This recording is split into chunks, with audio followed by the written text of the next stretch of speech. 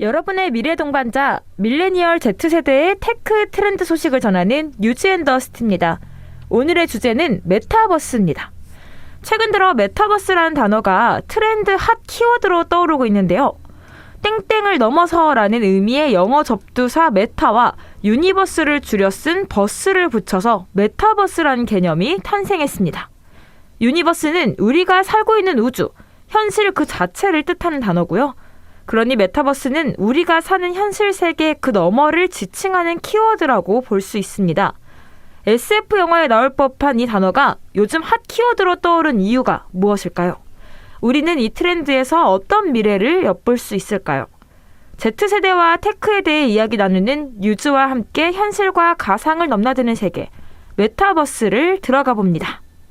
그러면은 잠 못 이루는 밤에 뉴즈앤더시티 시작합니다.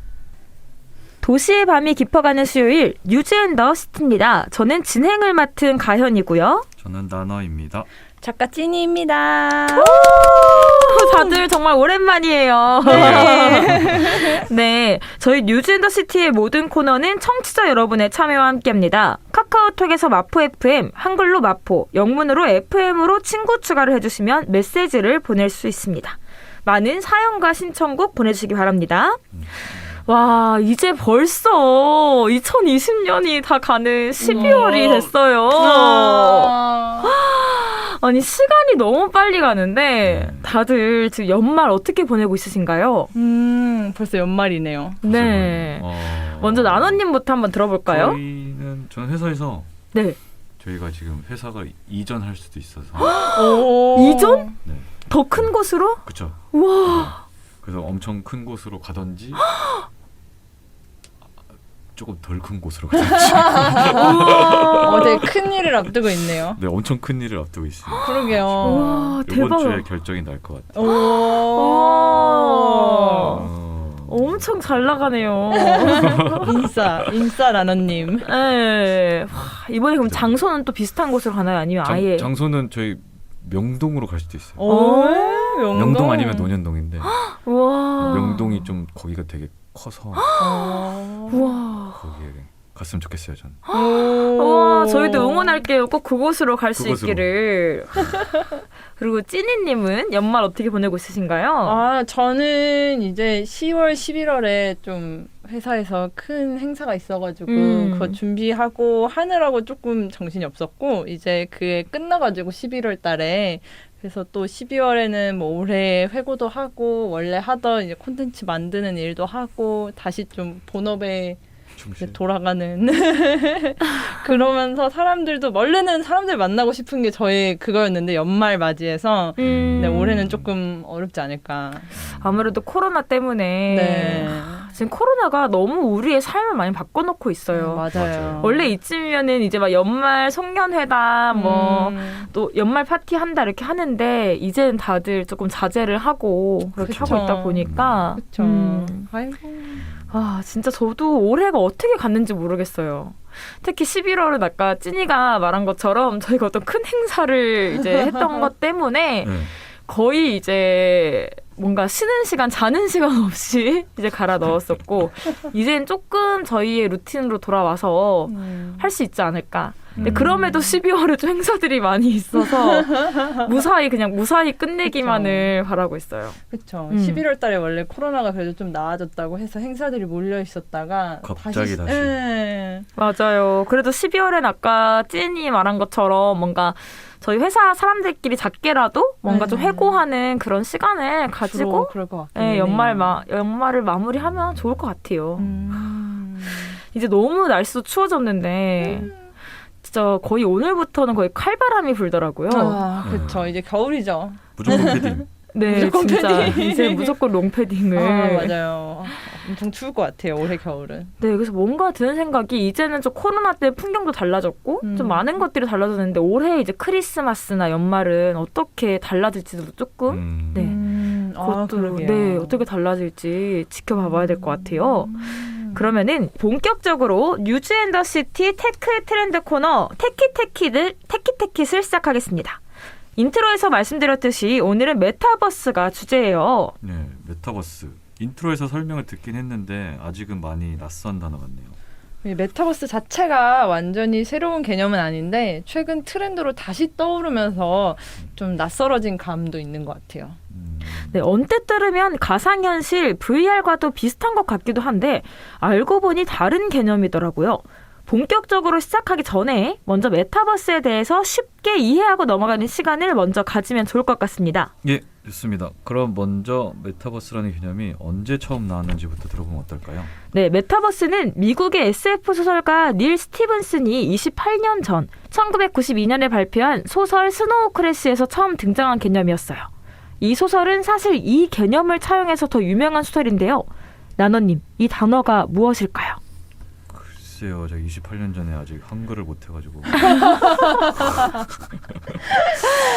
네, 바로 아바타입니다. 이 소설의 설정이 바로 가상의 나라에 접속하기 위해 사람들이 아바타라는 가상의 몸을 빌려 활동한다는 내용이거든요. 저희가 아는 그 아바타인 거죠? 그렇죠. 이제 지금은 사실 영화, 만화로 우리에게 되게 익숙한 개념일 수 있는데 당시에는 현실 속의 사람이 가상의 자아나 신체를 빌려서 가상 현실 속에서 살아간다는 발상이 생소했다고 해요. 저희 뉴진더시티에서 만화, 영화 추천도 많이 하는 만큼 메타버스랑 관련된 만화나 영화 혹시 딱 기억나는 거 있을까요? 뭔가 각자 생각나는 거 얘기해보면 좋을 것 같아요. 생각나는 거. 저는 먼저 빠르게 선점을 하겠습니다. 매트릭스. 역시 빨리 해야 돼, 빨리. 네, 빨리. 그렇죠. 매트릭스가 진짜 대표적인 특히 완전 그러니까 디스토피아를 보여주는 메타버스 영화의 하나일 것 같아요. 맞아, 딱 접속을 했을 때 세상과 나의 현실 세상이 완전 딱 구분이 돼 있고, 맞아. 나중엔 정말 그게 경계가 점점 허물어지는.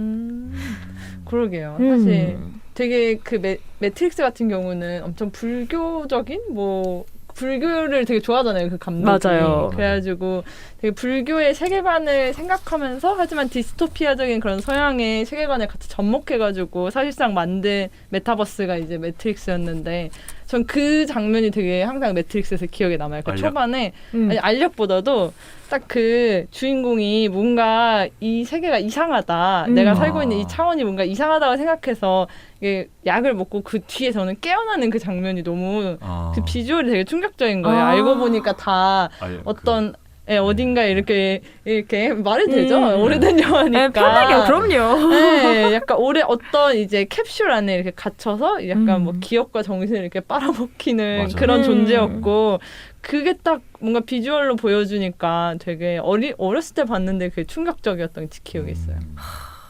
진짜 뭔가 매트릭스도 정말 좀 특히 어렸을 때 봤을 때랑 어른이 돼서 봤을 때는 조금 더 다른 것 같아요.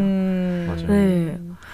어렸을 땐 조금 난해한 느낌이 있었던 것 같고. 그때 엄청 흥행작이었잖아요. 그럼요. 그쵸. 키아누 리브스의 대표적인. 그렇죠. 총알 피하. 맞아요. 시그니처한 장면이 많았죠. 그냥 그 자체로 액션도 너무 좋았을 뿐더러 되게 사람들이 얘기거리가 많은 맞아. 세계관이었던 것 같아요. 확실히. 맞아요. 그리고 저는 바닐라 스카이도 꼽고 싶은데요. 바닐라 스카이라는 영화 보셨나요? 톰 크루즈. 맞아요. 페넬로페 크루즈랑. 그러니까 이게 메타버스랑 딱 맞는지까지는 모르겠는데 이 영화에서도 스포가 될 수도 있지만 이제 톰 크루즈가 이제 실제라고 생각을 했던 세상이 사실은 이제 메타버스처럼 어떤 만들어진 세상이었었고 마지막에 이제 선택을 하게 해요. 거기서 깨서 현실 세계로 갈 것이냐, 아니 여기에 너를 위해서 뭐든지 이제 너가 생각하는 대로 이루어진 이곳에 있을 것이냐, 이제 그래서 선택을 하는 내용인데 저는 그것도 되게 인상 깊더라고요. 어떻게 보면은 가상 세계라는 것 자체는 사실은 현실보다 가상 세계가 훨씬 더 좋고 거기가 내가 원하는 대로 가고 하니까 가상 세계에 머물러 있고 싶어하는 그런 마음이 있는 거잖아요. 현실에 좀 도피처? 전 그런 것도 있다고 생각을 하거든요. 현실 세계에서의 뭔가 만족을 하지 못한 부분이나 이런 것들을 어떤 가상의 현실에서 내가 좀 이루고 싶은 그런 게 있는 것 같은데 그런 본질에 대해서 되게 잘 다룬 영화가 아닐까 그런 생각을 했습니다. 바닐라 스카이 안 보신 분들은 꼭 한 번씩 봐보시기를 강추합니다. 저는 다크시티라는 영화 혹시 아세요? 아니요. 못 봤어요. 두 분 다 모르시는구나. 네. 뭐 궁금해요. 되게 좀 옛날 영화긴 한데 한 40년 된 것 같아요. 그게 오래됐어요? 좀 다크시티. 되게 앞서간 전 되게 참신한 영화라고 생각을 했거든요. 그게 뭐냐면 이렇게 되게 암울한 도시 배경으로 시작을 하는데 사람들이 지금이 언제인지도 모르고 그냥 쳇바퀴처럼 굴러가는 일상을 사는데 어느 특정한 시간이 되면은 이제 검은 중절모를 쓴 사람들이 나타나서 이 사람들이 다 멈춰요. 인간들이 다 멈추고 그 중절모를 쓴 사람이 나타나서 다시 역할과 위치들을 다 바꿔놔요. 그래서 다시 깨어나면 그 사람으로 또 다시 살아가는 거거든요. 오, 특이하다. 그죠? 네. 되게 좀 다크하긴 한데 이름부터 다크시티. 다크시티. 근데 설정 자체가 우리가 살고 있는 삶이 우리 삶이 아니고 매트리스랑 비슷한데 다 조정당하고 있는 거예요. 그래서 얘네들이 인간 위에 있는 사람들이 있고 이 사람들이 항상 테스트를 해보는 거죠. 아 얘를 여기다 놔보고 얘를 저기다 놔보고.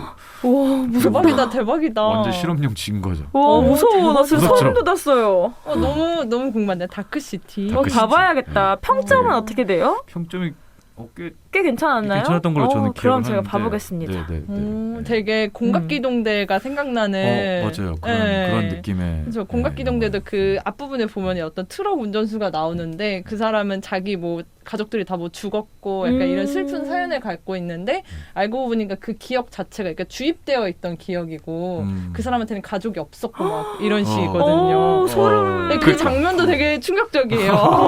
그래서 내가 기억이 어떻게 보면은 그 사람을 되게 사회적으로 아니면은 스스로 이렇게 자각하게 만드는 중요한 맥락 중에서 하나인데 이게 주입되어 있는 것이라면 나는 무엇인가 이제 이런 식으로 이제 영화가 시작되거든요. 공각기동대가. 진짜 무섭다. 진짜 SF가 진짜 영화가 심오한 그죠? 그러니까요. 진짜 많은 것 같아요. 와, 이 영화 꼭 봐봐야겠다. 다크시티. 네, 재밌었어요. 와. 그거랑 이거는 완전 가상현실은 아닌데 지금 갑자기 제목이 헷갈리는데 짐 캐리 나오고. 네, 트루먼 쇼? 또 제 인생작이죠. 트루먼 쇼. 그래요? 인생작인가요? 네. 가상현실이라고 할 수는 없지만 거의 가상현실에 근접한 만들어진 삶을- 현실이니까. 현실 안에 현실 같은 그쵸. 느낌으로 되어 네. 있는 거네요. 저기가 그 영화도 저는 너무 충격적이었거든요. 맞아요. 아니 막 마지막 이것도 스폰가?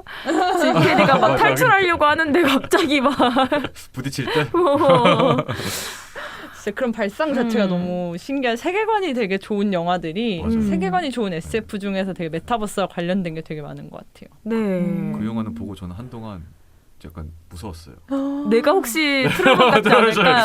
주인공이 아닌가 누가 날 정 지켜보고 있는 만져보고 거 있는 아니야? 뚫어보고. 맞아. 실제로 한번 제가 이제 뉴즈 라이브 방송에서 제가 한번 10대들이 좋아하는 영화 뭐예요? 물어보면서 트루먼 쇼 얘기 나왔어요. 그래서 그때 트루먼 쇼 얘기했더니 다 똑같이 나은님처럼 저 정말 그 영화 보고 한동안 제가 트루먼처럼 사람들이 저를 보고 있지 않을까 막 걱정했어요. 이런 댓글들이 많이 달리더라고요. 그럴 수도 있겠다. 착한 짓만 하고 나쁜 짓 안 하고. 거기 사실 트루먼 쇼에서 보면 아내가 사실 제일 소름이. 맞아. 진짜. 진짜 다 추억의 영화네요. 네. 그럼 또 찐이의 픽을 들어볼까요? 저는 사실 메타버스라는 개념을 초등학교 때 이미 접했어요. 네? 왜냐면 우와, 어떻게 메타버스를 네. 소설 때 읽은 거예요? 소설로? 미래에서 오신 분 아니에요? 이 메타버스라는 개념을 만화책을 보고서 종이 만화책을 보고 어떤 만화책이요? 유레카라는 만화책이 있었어요. 별로 안 유명할 수 있어요. 근데 처음 그 들어봐요. 유레카라는 만화책이 뭐냐면 되게 어떻게 보면 지금 생각하면은 약간 가까운 미래 같은데 뭐 초등학교 때니까 한 뭐 거의 20몇 년 전, 10몇 년 전에 그 만화책 설정이 이제 주인공이 있고 아마 중학생인가 고등학생인 남자 주인공이 있고 얘는 항상 학교를 갔다 와서 VR 게임으로 접속을 해서 거기에 들어가서 이제 약간 그 게임 안에서는 최강자 그래가지고 막 모든 걸 막 다 쓸어 담고 이제 고등학교 때 친구들 그 셋이 항상 게임에서 다시 만나서 그 셋이 항상 길드로 뛰는데 그 셋이 엄청 센 거예요. 그래서 항상 그렇게 VR 게임과 그냥 현실 세계 사이에서 왔다 갔다 하고 있었는데 어느 날 게임에서 어떤 여자애를 만났는데 그 여자애가 알고 보니까 모든 사람이 사실 거기서는 NPC를 제외하고는 다 사람이 있는 거잖아요. 그쵸. 근데 그 여자애는 사람이 없는 거예요. 그러면요? NPC인 NPC도 건가요? 아니. NPC는 사실 정해진 그 바운더리 안에서만 움직이잖아요. 아무리 그러니까 대화를 유창하게 하고 뭐 이래도 NPC는 그 바운더리 안에만 있는 게 그 게임의 규칙인데 걔는 그냥 플레이어처럼 다니는 거예요. 근데 알고 보니까 걔한테는 뭔가 없는 것 같고, 새로운 네, 플레이어가 개념. 없는 것 같고, 그러면서 얘가 막 현실 세계에서 이제 접속하는 또 큰 그런 센터들이 있어서 혹시 막 그런 데 있을까 하고 찾아다니기도 하는 그런 내용이 있어요.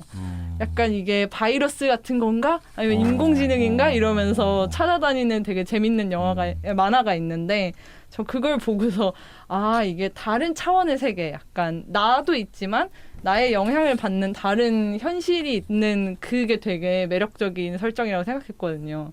메타버스가 이제 올해 키워드가 되면서 딱 그 만화가 먼저 떠오르더라고요. 오, 진짜 어떻게 초등학생 때 그 개념을 알았지? 너무 대단한데요?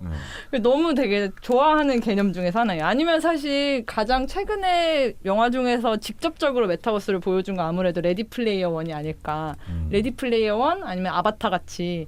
이름 네, 레디 플레이어 원은 그 VR 기기를 쓰고서 이제 유명한 가상현실 게임 속으로 들어가는 영화거든요. 근데 이제 그 영화가 저는 그 영화가 특히 메타버스로서 중요한 거는 현실 세계를 꽤 많이 보여줘요.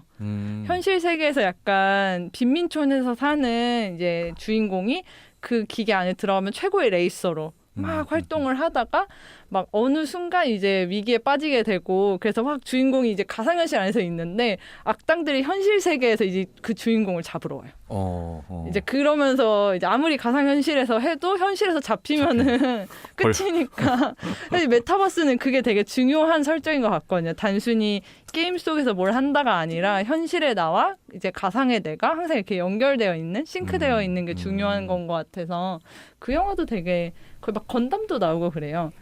건담이나 뭐 이제 오버워치의 유명한 캐릭터들이 나오는 그런 영화예요. 오, 이거 좀 봐봐야겠다. 네네. 와, 그리고 그 다음에 네, 또 사실은 있나요? 뭐 그냥 가장 유명한 아바타가 사실은 이제 말씀하셨듯이 가연님이 말씀하셨듯이 아바타가 진짜 딱 그래픽적으로 엄청 잘 보여준 맞아요. 거죠, 메타버스를. 네. 2 나오잖아요 이제. 네, 맞아요. 나온다고 관련된 기사 본것 했는데 같은데. 언제 나올까요? 제 생각엔 코로나 때문에 개봉 안 하고 있을 수도 아, 있을 것 같아. 네, 개봉이 1년 연기됐다 그랬어요. 아 진짜요? 음. 너무 궁금한데. 근데 아바타는 집에서 보기엔 너무 아쉬운. 그거는 무조건 맞아요. 무조건 영화관이죠. 네, 아, 대작이라서. 그러게요. 진짜 아쉽다. 저는 아바타를 아직도 안 봤어요. 어 진짜요? 원이요? 네, 한참 그때 뭔가 너무 모든 사람들이 보는 영화 괜히 보기 싫을 때 있잖아요. 타이타닉도 안 봤어요? 타이타닉은 초등학생 때 엄마 아빠가 봐서 같이 봤어요, 강제로. 근데 그때 이제 한참 그럴 때였었어요. 딱 그런 시기가 있잖아요. 너무 대중적인 건 안 보고 싶다. 그래서 그때 아바타가 하도 이제 그래서 끝까지 안 봤었던. 그건 볼만해요. 네, 근데 그쵸. 한 번은 진짜 보는 게 좋을 것 같아요. 예. 그쵸, 근데 그게 아바타 다 영화관에서 봤어야 된다고 해가지고 영화관에서 봤으면 좋았을. 그게 좀 아쉬워요. 분명히 그래픽이나 그런 게 있을 테니까. 아바타 2는 영화관에서 빨리 볼 수 네. 있기를. 내년에 네. 내후년에. 그때는 진짜. 꼭 볼 수 있도록. 그러면은 관련 만화와 영화 추천을 했으니 이제 본격적으로 관련 기사도 공유해보면 어떨까 해요. 네, 최근 읽어봤던 메타버스 기사 중 가장 인상 깊었던 것들을 각자 하나씩 공유하고 소개하면서 이야기 나누면 좋을 것 같아요. 좋습니다. 그러면은 저부터 먼저 메타버스 기사 말씀드리겠습니다. 사실 제가 최근 들어서 좀 찾아봤던 메타버스 관련된 기사는 이제 엔터테인먼트사로 유명한 SM이 최근 데뷔시킨 이제 메타버스 돌이라고 할 수 있겠죠? 에스파에 관한 기사들이었어요. 방금 노래의 주인공이죠. 네, 맞아요. 이 에스파 같은 경우는 4명의 이제 신인 아이돌 멤버들로 이루어져 있고요. 이제 다국적이에요. 뭐 한국 분도 있고, 뭐 일본 분도 있고, 대만 분도 있고 한데 이들과 싱크되어 있는 이제 아바타들이 또 넷이 있어요. 근데 뭐 일단 설정에 따르면 4명과 그 4명은 싱크가 되어 있지만 막 반드시 따라다니는 존재는 아니라고 하더라고요. 그냥 각자의 세계관에 따로 존재하는 약간 아바타와 사람이라고. 부캐. 네, 어떻게 보면 부캐라고 볼 수도 있는데 부캐보다는 조금 더 독립적인 개념인 것 같아요. 그래가지고 그 둘이 이제 막 같이 인터뷰에 나와서 얘기하기도 하고 같이 이제 뮤직비디오가 아닌 이제 컨셉 티저 같은 데 같이 이제 출연하기도 하고 근데 이 블랙 맘바 같은 경우도 이제 그 4명과 4명 총 8명인데 그 4명과 4명 사이를 이제 끊어뜨리려고 하는 블랙 맘바가 있다. 하지만 이 둘은 하나다 이제 떨어질 수 없다는 게 이제 블랙 맘바라는 가사의 뜻이에요. 그 곡 가사에. 굉장히 어떻게 보면은 만화나 영화에 나올 것 같은 세계관을 이제 아이돌에게 대입한 사례라고 볼 수 있어요. 정말 재밌네요. 특이한 사례기는 하죠. 에스파가 어떻게 진행될지 좀 눈여겨봐야 될 것 같아요. 네, 아직은 데뷔한 지 얼마 안 돼서 11월 17일에 데뷔했기 때문에 사실 데뷔한 지는 얼마 안 됐어요. 네. 그리고 막 첫 데뷔 무대도 한 지 얼마 안 됐어요. 네. 그럼에도 불구하고 되게 다양한 이제 뭐 논란과 이제 주목을 받으면서 뭐 데뷔 첫 뮤직비디오가 막 3천만 뷰가 넘고 일단은 전 세계적으로는 다 차트인이 뭐 되고 엄청 화제가 된 거는 사실이기는 해요. 와. 근데 이게 아직은 저는 아바타 때문에 화제라기보다는 이제 SM에서 6년 만에 걸그룹이 나와서 일단은 화제가 됐고 이제 워낙 크게 이제 힘을 주고 만든 걸그룹이거든요. 왜냐면 이 걸그룹이 앞으로 이제 SM에서 다른 아이돌 가수들 다른 아티스트들도 이제 가상화하는 그 첫 시작점이라고 생각을 한다고 하더라고요. 그러니까 에스파가 이제 처음으로 이런 약간 뭐랄까요, 마치 어벤져스의 멀티버스가 있는 것처럼 이제 이들도 이제 SM에서의 이제 가상의 다른 세계관을 만드는 첫 단추다라고 해서 정말 힘 빡세게 주고 노래도 엄청 빡세게 만들고 뮤직비디오도 엄청 빡세게 만들고 네. 뮤직비디오 집 가는 길을 꼭 봐봐야겠어요. 네, 궁금하네요. 맞아요. 그러다 보니까 이제 사람들이 얘네는 신인이 아니라 컴백하는 것 같다라는 반응이 되게 많아요.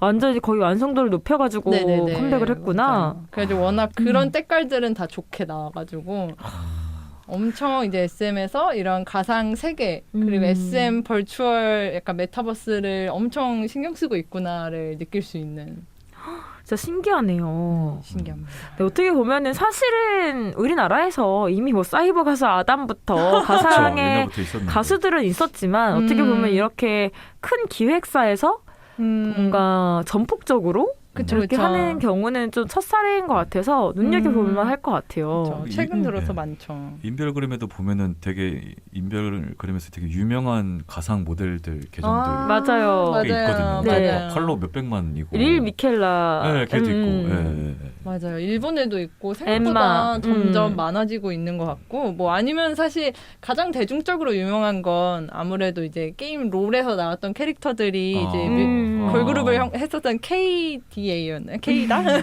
발음을 항상 헷갈리는데 이제 여자아이들이라는 그룹이랑 다른 이제 외국의 가수들이 같이 콜라보해서 이 롤에서의 캐릭터들이 아예 걸그룹처럼 활동을 하는 뮤직비디오들이 있어요. 근데 이게 사실은 정말 유명하기는 하죠. 콘서트도 했었었고요. 무대도 했었었고 그런 것들이 유명해서 그래서 에스파가 나왔을 때 이제 케이다랑 가장 비교를 많이 됐죠. 비교가 많이 됐다. 정말 과연 에스파가 케이다의 명성을 뛰어넘을 수 있을 것인지 한번 기대해 봐야겠네요. 네네. 저는 제가 이제 꼽은 것은 이제 가상현실 부동산이랑 이제 게임이에요.